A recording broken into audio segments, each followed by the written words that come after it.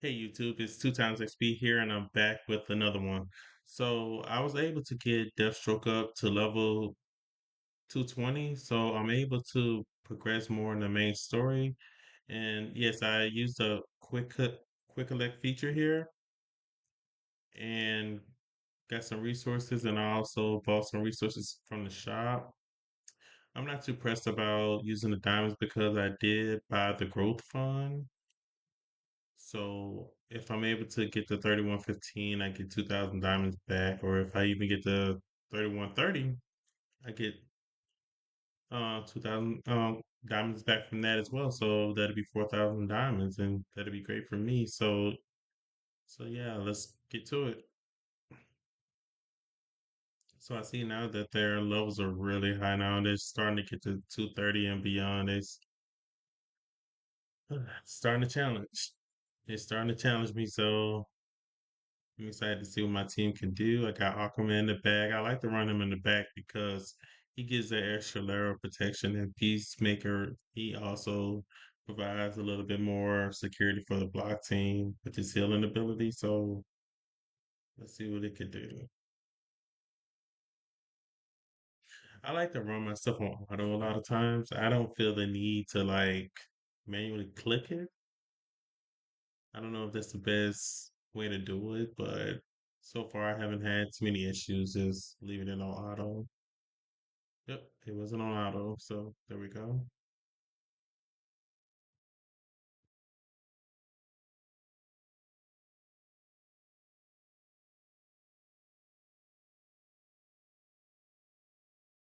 I cannot wait to get the throne reinforcement so I can boost their defense up. I already got the resources to rank it up to level 3, I think. I think I got like 23 of those little gold feather looking things that you use to rank up. Well, yeah, rank up reinforcements. So I was saving them up to try to rank up the energy disruptor cannon to level 4, but I think I'm just gonna use it on the throne when once I get it. I only need like two more levels to rank up the well, I have to level up the tiger two more levels to get it to 160 so I can unlock the throne. So that's where I'm currently at when it comes to reinforcements. And I'll be able to utilize that reinforcement in Elite Arena. I mean, I'm the reason why I'm pushing my account so hard as well is because I'm trying to stay competitive to a degree in Elite Arena. I'm actually in a very good server, so I'm lucky to be in a good server where I'm not stacked against a bunch of high ranked players. I got maybe about five to six really high players that seems like they spend a lot or they've already put in a lot of time because I'm not really 100% sure when this game released, but it seemed like some people actually was playing this game for a while, or I don't know, or they're just really big spenders, which is okay too. But yeah, I'm just trying to stay competitive. I'm trying to stay within the top 10. That's my goal. Just stay within the top 10. And if I'm able to stay within the top 10 of Elite Arena and also normal arena, that I'm fine with that. I don't think I ever really be a true number one or two in my server because those guys are just so far ahead. It's just like I never catch up. So I'm fine with being in just top 10. But as you can see, the block team just works. I really like this team, and I think the Poison team, when it comes out, it's going to be just another version of the Block team. That's what I really think. I think it's just going to do what Block do, but just better. So I'm excited to see the team. I'm excited to see some of those characters. I think what it is about the Block team too. Well, not the Block team, but the Poison team. Excuse me about that. I just think a lot of people just aren't familiar with those characters. And I think that's where a lot of the hype comes from with this game is when people are pulling for characters that they know or characters that they want. Like for me, I'm more excited to be able to pull Guy Gardner and also Mr. Terrific. I really like those two characters. I watched it. the new Superman movie, and I thought Mr. Terrific and Guy Gardner they did a terrific job in that movie. And for me, just to be honest, I thought Mr. Terrific and Guy Gardner kind of low key stole the show from Superman. I really it was I don't know what it is. Maybe it's because they've changed Superman characters so many times. I mean, they went from one guy, and I really liked it. The guy, I think the actor who plays The Witcher, he played Superman. Calvin, Henry Calvin. I can't really think of his name right off the top of my head right now, but I thought he was a really awesome Superman. I thought it was better than the one that just came out in this movie, to be honest. So I don't know. Do you guys like the old Superman, or do you guys like this new Superman, new actor that's playing Superman now? But I thought Mr. Terrific was a really good character, and I would really be interested in seeing if he gets like a little show or something like that. That would be interesting. Even Guy Gardner, I was, but yeah, the Lancers. I think they do have a show coming out, so I'm gonna have to look up all that stuff. See, I'm a little bit out of touch with all the shows that's coming to HBO, but it's like you gotta have like so many different channels just to keep up with these shows. Like I have HBO Max, and the funny thing about it is the reason how I found this game was because I was watching the Peacemaker show and it came on. I was like, what? What's DC Worlds Collide? And then I just clicked on it and did a little bit of research, seen a couple of videos, and I was like, oh man, this is like a fun game because it reminded me of Marvel Strike Force. I liked that game a lot too, but I started so late, and in Marvel Strike Force, it's like it feels like I was so far behind on Marvel Strike Force, so I was like, man, I just gave it up. I tried to play it. I played for like a year. I got to the part where you unlock Apocalypse. I was in the Dark Dimensions. I was playing all that stuff, but it was like, man, it was a grind and it was a job. It feels like too much of the content for you to do it on to do on Marvel Strike Force. It, it was connected to clans. And I didn't like that. I didn't like the fact that I had to be in an active clan in order to get a lot of the resources or characters in the game. It wasn't as relaxed. I feel like DC Worlds Collide is a lot more relaxed game than Marvel Strike Force, that's why I continue to play it now. Because if it was just like Marvel Strike Force, I probably would play it, but I don't know how serious I would take the game. I think this game has so much potential, and that's the reason why I do want to support the game. I do support the game. I think this game is actually better than Marvel Strike Force, but they just need to work on those key things, especially for free to play players, because you need those players. You need your mid range players, and you need your whales.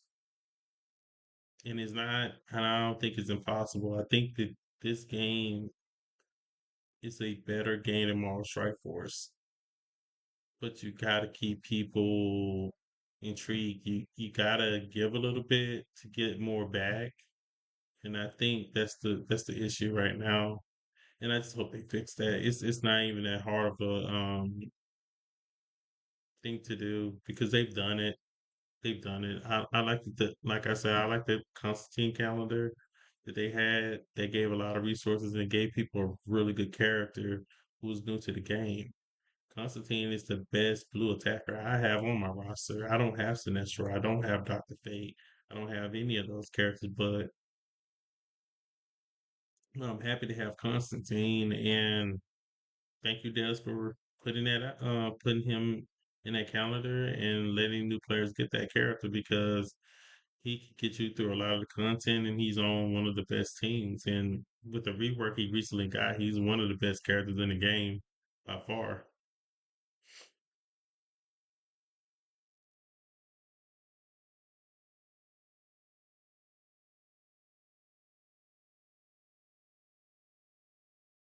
A couple of characters that I would like to see come to the game that I hope, and I'm not gonna say hope, but I'm pretty sure they will eventually come to the game because the DC universe, I don't think it's as stacked as Marvel.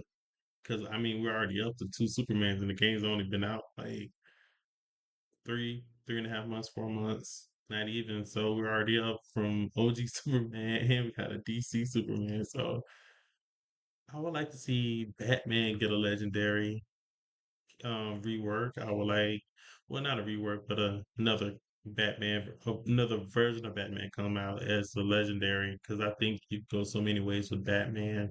Of course, Joker. I would like to see Harley Quinn at least become an epic. I would love to see Harley Quinn as an epic, and she synergizes with the Joker like Mara does with Aquaman. I like to see Doomsday in the game. He's one of my favorite characters of all time in DC universe. And I think the Shazam team will be a good one, or even Shazam and just Black Adam, just those two. I think that'll be a really good team. So they have so many characters that they can put in, and even Hawkman, the poor man's version of Thor, him, you can even bring him in. I think he's an interesting character. So, and I think they got a guy named, oh, if we're going by the movies and stuff like that, there's a character even called Atom Smasher, a guy who's like the DC version of Ant-Man, that guy. So they got a lot of characters that they can put in this game, and that's one thing I do like about. That's another thing. I ain't gonna say one thing. That's another thing that I like about DC World Collide. Man, these devs, they are on it when it comes to dropping characters. They really do be dropping characters. You don't have to wait like 90 days. It doesn't get stale. It has not gotten stale yet. I mean, it's just like the one thing that I know a lot of us asked for was roadmaps and to get updates, regular updates, so we can kind of plan for things. And I do understand why, because a lot of these gotcha games, you need to plan, especially when they get close to the holidays and stuff like that, because Halloween's this week. Well, I think it's next week. Yeah, Halloween's next week. Then there's Thanksgiving, and then there's Christmas. So a lot of people are gonna really be busy, and a lot of people not gonna want to spend hundreds of dollars on a mobile game. I mean, maybe a couple of us will, but a lot of people are gonna have gifts and family and dinners and all types of things, gifts to buy, stuff like that. So they gotta be aware of that as well. I'm pretty sure they are, but that's why we're hoping that they actually change up a little bit of their marketing and be a little bit more generous on things, especially around the major holidays. I would like to see them do something nice for at least Christmas. If they're not gonna do anything for Thanksgiving, I would definitely like to see if the devs do something really, really nice for the players for Christmas, because a lot of games they usually give players a lot of supplies, or they may make a character or have a little event, even if it's tied to an event, even if it's tied to an event, do something for Christmas. That would be nice for the players, especially the free to play players. And I'm always try to speak up for the free to play players because I mean I didn't always have money to spend on the game, and I know how that felt just to play a game, not really be able to compete, and but because of resources and stuff like that, and you have to pay your bills. But I know how that feels firsthand, so I always advocate for the people who play a game and they're dedicated players. And I think free to play players are some of the most skilled players in the game, because if you can compete on the little resources that you get from some of these games, and I'm just not just saying these Worlds Collide, because Marvel Strike Force and a lot of other games, they started off kind of in the same boat that DC Worlds Live is in right now, where they had very little resources and it was very hard to get new characters in. You had guys competing. And I thought those guys were some of the best content creators, some of the best players. Because some people just, oh, I'm gonna pay for it straight. And there's nothing wrong with that. I'm not trying to say if you're a whale or a minnow or a shark or whatever you want to call yourself, it's cool. I'm with you. I'm with you. But I just think that free to play players have a lot of skills and patience. That's all I'm saying. They may not beat you. Well, I ain't gonna say might. They're not gonna beat you. But at the same time, I think they know how to do a lot with a little. But when you're not even getting a little, sometimes it really hurts the players. And I look at these higher levels like now I'm getting into the 30s, 31s, and what's going to happen at 40 when you need a lot of more resources to level up those characters and progress through the game, but you're not getting those resources. That's what I'm starting to look at, and I'm hoping the devs look at that just like they look at team ups and stuff like that. I hope they're looking at that type of stuff. I hope they continue with the growth fund. I really want to make a video on why not make a growth fund for 40 and above. Why not make a growth fund for that?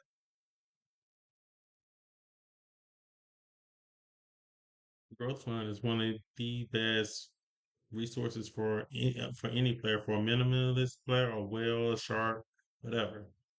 It's one of the best resources in the game currently because you, I can't really debate that that's not good value for the money. I mean, you pay $10, and because you're progressing through the game anyways, you're able to get so many diamonds. You can use those diamonds to boost up your roster or buy super encrypted tokens. And I know I'm just kind of rambling a little bit, but yeah, as you can see as well, I also have the energy disruptor cannon going. So that helps out a lot too when you're able to hit a guy that's doing superpower damage and nerf that character for the rest of the fight. Like this guy right here just got nerfed. So we don't really have to worry about this guy. Even when the silence goes off in 4 turns, he's not going to be doing as much damage as he would have if he was at full power. So that's just one of the many items that they put into this game that will help you progress through the game. So if I was a free to play player, or my advice to a free to play player, if you were saving up for any reinforcement, this would be the one to get. I would get him. I would get the energy disruptor cannon over parallax, crypto, any of it, the tank, any of it, because this reinforcement is the best reinforcement in the game. By far, it is not even close. I mean, Evil Falls, this thing can get you up to rank 20. Like my account right now on Evil Falls, I'm at rank 20 because of that cannon. Because especially on Superwoman, this cannon slaps. And I mean, it's the best reinforcement. You could use it in PvP, PvE, you can use it in all content. So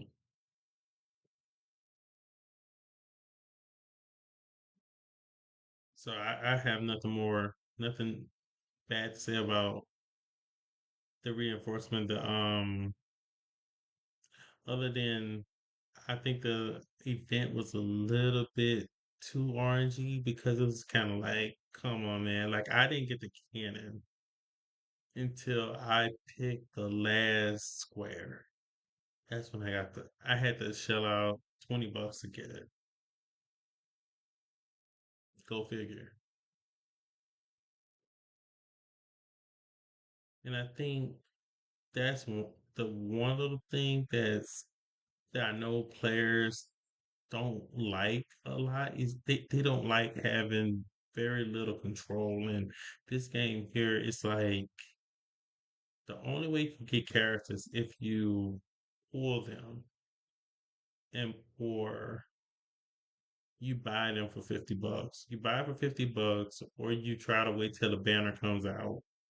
and then pull for it, or you put it in desire slot.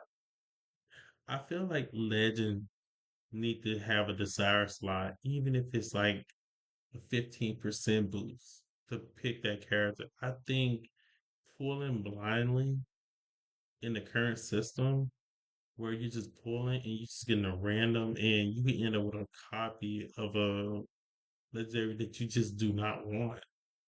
Like right now, let me think about it. There's a couple characters like Cyborg. I don't need Cyborg. I don't want Cyborg. I don't want to waste my resources on Cyborg. So will I be pulling in the random legendary draw? Probably not. I'll probably only pull for feature legendaries or probably returning legendaries that I know I have a chance to get. Like I want to some type of guarantee that I have a chance to get the legendary that I want. And if there's not a banner, I think that there needs to at least be a desire slot, just one desire slot. You don't have two like you do for the epics. Just have one. And if you even want to decrease it down from 30% to, I say, maybe 15 or 20%, or even 25% to be fair, I think that that'd be a lot better than asking people to pull for legendaries on a banner that you have zero chance of any control over. Because as this game grows and the more characters come to this game, I mean, that's going to be really hard for a lot of players, especially the free to play players. Because as you see, even in the security plan, free to play players they don't get any super encryption tokens for free. They don't get any. They have to save up their diamonds. They have to save up their pools. They have to be very economic with their resources, and that's tough. This is a tough game for free to play players. I couldn't play. I tried it when I first started playing this game. I tried the free to play route, and I was like, look, man, I can't do this. It was too slow. The progression's too slow. I would recommend any player that likes this game if you like the game.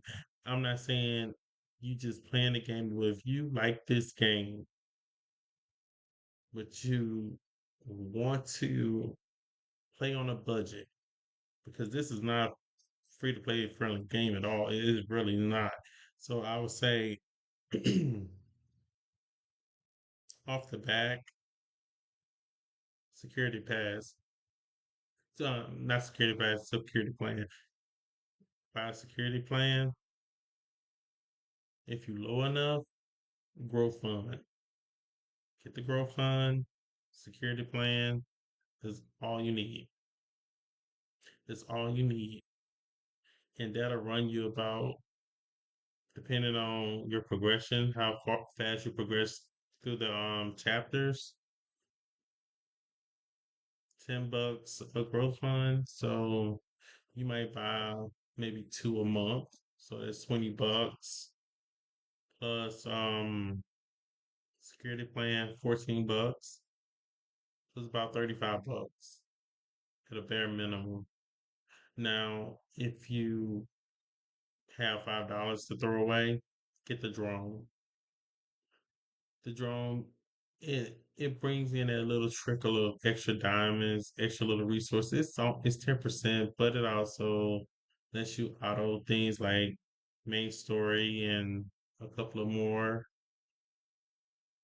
things in the game. So it's not bad. $5 is not bad. It lasts for 30 days. So obviously a $40 investment every single month will get you a long ways in this game. It'll get you a long ways, especially if you are a player that's got like a free to player mentality where you're used to saving. You don't need to pull for every new thing that comes out. Like me, I'm starting to be more economic with my stuff as well. Like I'm not gonna just pull for every single thing. And I like Peacemaker. I pull for him because I like that character. I think John Cena is a good actor. I like the character. I started playing when the Peacemaker banner was out, so I pulled for him. Am I mad that I pulled for him? No. He's actually one of my favorite characters in the game to play with. Do I think he's one of the best? Probably not. Now that I play with him, now that I've seen what he can do, I think my opinion may change once I get Judo Master. But right now, I think Peacemaker's a good, solid tank. Is he Aquaman good? No, not by far. He's not Aquaman good. Aquaman is literally the best character in the game, hands down. You can play him in the front, you can play him in the back. You can play him so many different ways. He has a character that pairs with him in Mirror. He literally has everything. He has everything. He has a team. You put him on other teams. I mean, he's the best plug and play character in the game. A lot of people said that about Deathstroke, but as people are starting to get into end game and stuff like that, they see that certain characters kind of fall off. Like Wonder Woman, for example, she's very, very good. Like me, I say she's like a walking artifact. Wonder Woman is one of the best characters in the game because she basically she basically gives crit. She's like the heart and soul of the crit team, the AoE team with Green Arrow. And I'm working on my Wonder Woman. I think she's a phenomenal character. I think that she's free to play friendly in a way, but you still got to get shards for her. And that's where Alina Rita come into play. Like if you're ranking up in Elite Arena and you're getting, even if you're losing, like me, I'm gonna lose. I'm not gonna win it. I'm just trying to do as good as I can in the bracket that I'm in. But I actually got some good luck or something this time because I'm actually in a really good bracket. So I can win my finals tomorrow for my bracket and I can actually make it to maybe top eight this time around. But I'm definitely gonna lose when I get to the top eight because there's no way I'm gonna beat any of those characters, any of those players that has who makes it to the top eight. It's too many good ones. I mean the power gap is way too big for me to cover. But one day I probably will be able to give them a bit of a challenge, but today ain't the day. Today is not the day. But yeah, back to my free to play friendly guys. If you do see this video, I'm telling you, Wonder Woman, she's your go-to. Go for the block team. Very good. Continue to build the block team because Ocean Master shards and also Nightwing shards are in the shop. You can pull for them, so you can easily get these guys up past rank 10 fairly, fairly quicker than other characters because their shards are just kind of laying around everywhere. And that's another thing I was thinking about the other day. I was like, why is the Lex thing has been in the event shop for as long as I've been playing? Like you could fuse him. I'm wondering why don't they rotate that? Why can't we get Blue Beetle or somebody else in that slot? I just think I think Lex is okay. He's not good. He's an okay character, but if I knew what I knew now, I would tell most players just be buyer beware when it comes to Lex. That's all. He is not top tier. He's good at one thing and one thing only, and that's the shields. And the one thing he's good at is also the reason why he's not good, if that makes sense. He's good because of his shields, and he's bad because of his shields. Because if you use him and he's putting up shields, that's a good thing. But because he's putting up those shields, no one else is really doing much because he's eating up all the ultimate energy by round three, four, and five. I would say more four or five. Because the first few rounds is easy, but then once the later the fight goes on, he's just taking all the energy, and it's not a good trade. It's not a good trade because if you ain't done enough damage, you guys are gonna just automatically lose the fight. And that's the reason why I feel like one of my teams aren't working properly at this time because I have Lex on it. And I'm kind of curious, should I take him off and put Jordan Stewart on, or should I just put him and Peacemaker? But I think him and Peacemaker will be a better pairing for that team, for my third team. I'm hoping that I could get some luck and pull a Judo Master from the league shop. I hope I can pull Judo Master because I ain't paying no $50. Let's see if they had epics at about 19.99, $20. I would consider just straight up paying for Judo Master and get him, even if he was just a level 5 or 6. I would say that would be fair.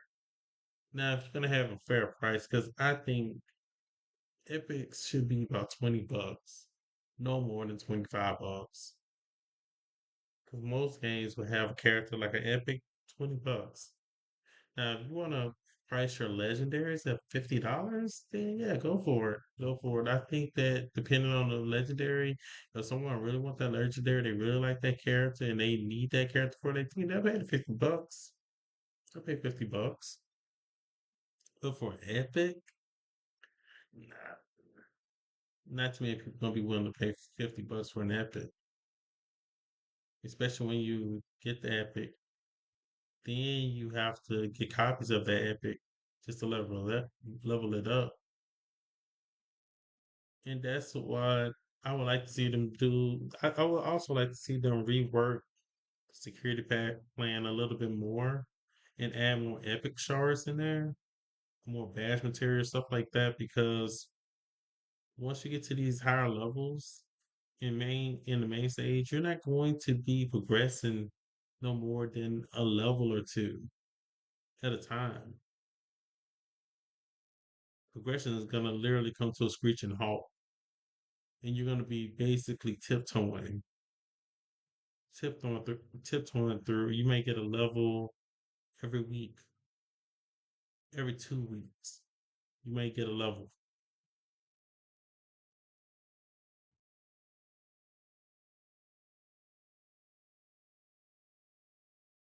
So I just hopefully the devs are taking a real good look at that, and that's why I said one of the solutions for that, especially for somewhat, I'm not gonna say for well for moderate players or a minimum player who do spend a little bit like myself. I wouldn't consider myself a well, but I will buy the necessities to just make progress. If I really like a character, I would go for that character. But now that I've kind of gotten the characters that I wanted, like Superman DCU, he was one of the best pickups, and he was basically free if you had an HBO Go account or HBO Max subscription. Like I had Amazon Prime, and I was watching the Peacemaker show. I wasn't even playing DC Worlds Collide like that until I watched the show, download the game. Okay, I like the game. And then weeks later, I actually went onto the DC Worlds Collide website and I saw that they actually had Superman DCU for free if you had HBO Max account, and all you had to do is link the account. And I told a lot of people about it because I'm not the type of person who like, oh, okay, I'm just gonna get this. I'm keep it to myself because I mean, I'm a competitor too. If if you have the resources to, because just unlocking him is one thing, but you still have to rank him up. You still gotta invest a lot of resources into him. So it's only the tip of the iceberg when it comes to these characters. You still gotta rank them up. Still have to put a lot of resources into these characters. And that's why I was saying before with the security plan, I would like to see them put more patch resources into the patch because everybody's not going to be able to rank high in Crisis Watch. Only 10 people per server can get in the top 10. I think this week is the only week I've actually placed in the top 10 so far. Right now, I'm not even sure I'll be in the top 10 by the time the end of the week is up. Right now, I'm at rank 3, I think, in Crisis Watch. So this week I may have a lot of good resources to get from Crisis Watch, but next week I might not. but we'll have to see.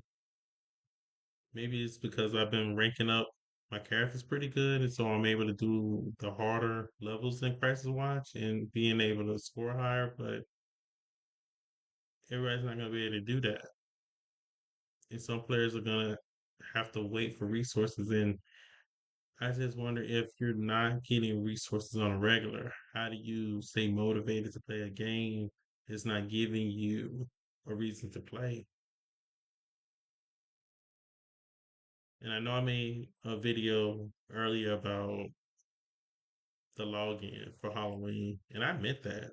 That was bad. That's just bad. Like who okayed this? Like it feels like you really, if you're trying to make the player base mad, if you want them to not play this game, you do things like that. Like why not just ask a player? What do you think is a fair thing? Because I mean, everything that you get, you can only use it in this game. It will not hurt to give the players 500 diamonds or 600 diamonds. Give them three, four pulls. You know they're gonna want to pull for Swamp Thing. You know, Mr. Terrific got Garnet just got to the drawing pool. People gonna want to pull for those characters, and they're gonna need a lot of pulls, and the pity is still too high. The pity is still too high, and I want to make a video talking about the pity. The pity is way too high, 150. And now the legendaries have two pities. You got one pity for featured legendaries, and now you have a pity for returning legendaries. How does that work? I don't know. I don't know. You tell me, I guess. But that's too high. I think that pity needs to at least be 100% minimum at this point. I'll even say maybe 75, maybe 75 is a stretch, but I think 100 is a good even number, especially now that there's two pities. Two pities. But as you guys can see, my block team is doing great. I'm already up to 31-22. 31-22.